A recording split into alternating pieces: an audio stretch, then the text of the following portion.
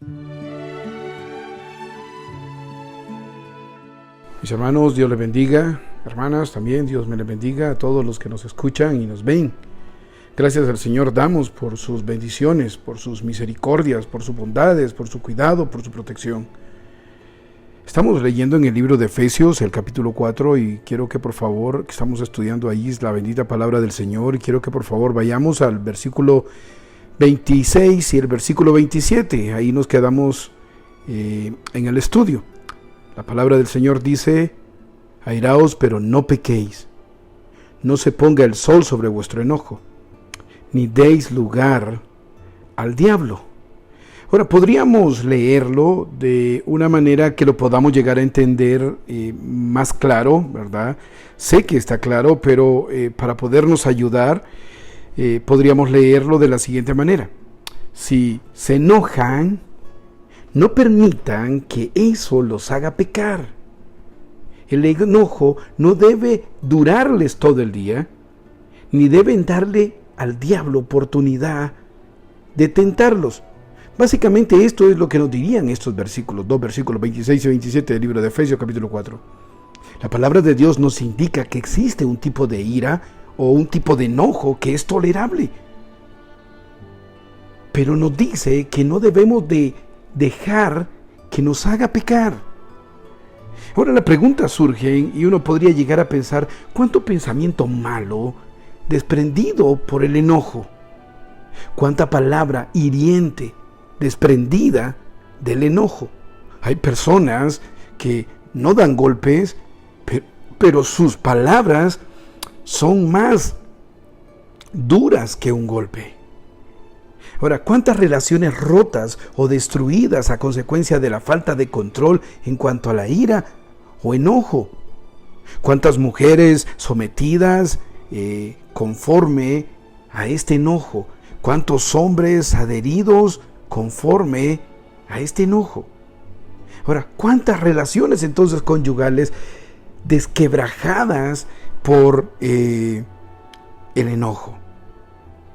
Es que muchas veces tratamos de justificarnos y tratamos de decir: mira, yo soy así, soy tonto cuando me enojo.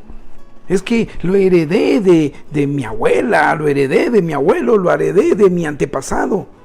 Ahora, ¿qué justificación? Y diremos así, perdóneme la palabra, ¿qué justificación más barata es esta? Un momento, y quiero que por favor piense. La palabra de Dios dice, la palabra de Dios nos dice: de modo que si alguno está en Cristo, nueva criatura es, las cosas viejas pasaron. Y eso también debe de significar, y deberíamos de entender, que ese tipo de carácter heredado en el cual no justificamos, ese tipo de accionar heredado en el cual nosotros nos amparamos, el nuevo carácter, el nuevo hombre que vive en nosotros, la palabra de Dios dice que nos hace nuevos.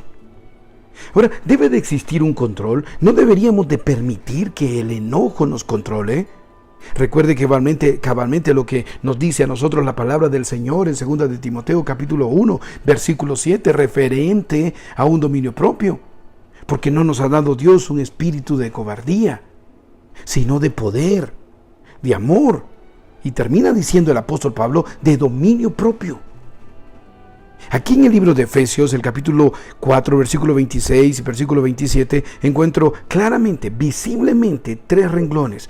Primer renglón sería lo que hemos estado tocando el día de ayer: airaos, pero no pequéis. El segundo renglón sería: no se ponga el sol sobre vuestro enojo.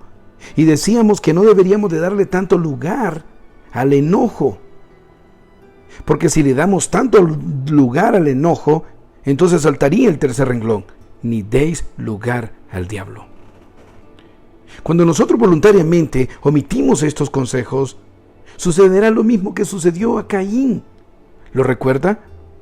Él presentó su ofrenda a Dios, Abel presentó su ofrenda a Dios, y la Biblia nos habla a nosotros, y me gustaría que fuera ahí el libro de Génesis. La Biblia cabalmente nos habla a nosotros que Dios vio con agrado la ofrenda de Abel. Mire, dice el versículo 5 del capítulo 4 del libro de Génesis: pero no miró con agrado a Caín y a la ofrenda suya. Entonces Caín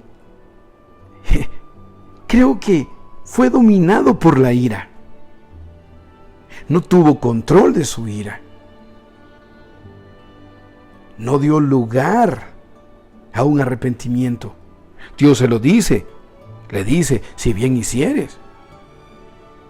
Claramente vemos el desarrollo de los 3 renglones en la vida de Caín. Se llenó de ira a causa de un resentimiento. No tuvo control de esta ira y entonces básicamente le dio lugar al diablo. Estime por favor Génesis capítulo 4, versículo 8. Y dijo Caín a su hermano Abel, salgamos al campo. Esto es con alevosía. Y aconteció que estando ellos en el campo, Caín se levantó contra su hermano Abel. ¿Y qué pasó? Lo mató. Ahora Caín se convertiría así en el primer asesino. Esta es la capacidad del iracundo, del hombre que no controla su ira, del hombre que da lugar al diablo, el hombre que no muestra un dominio propio. Quiero que por favor mire nuevamente la palabra del Señor, si usted me acompaña con ella ahí, si no, entonces escúchelo. El libro de Números, el capítulo 12, el versículo 13.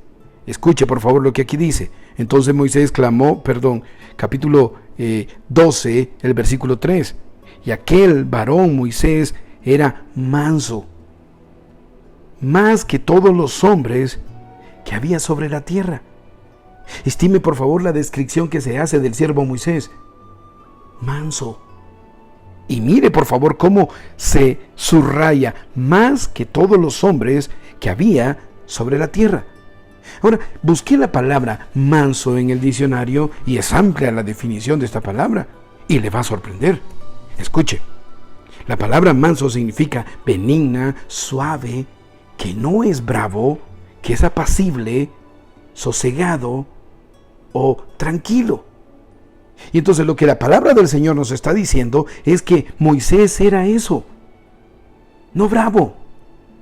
Por favor, la palabra de Dios nos dice que el siervo Moisés era esto, manso. Ahora, quiero con la palabra de Dios mostrarle 3 eventos que nos harán preguntar, ¿qué pasó con este siervo manso? Quiero que vaya al libro de los Hechos, el capítulo 7, el versículo 2, por favor, porque no lo vamos a leer por cuestión de tiempo, pero aquí está la descripción de un evento en la vida de Moisés, capítulo 7, versículo 2. Y dijo, el libro de los Hechos dice, y él dijo, varones hermanos y padres, oíd, el Dios de la gloria apareció a nuestro padre Abraham, estando en Mesopotamia, antes de que morase en Harán. Bueno, y usted puede ver toda la descripción, no la voy a leer, ¿verdad? Entonces,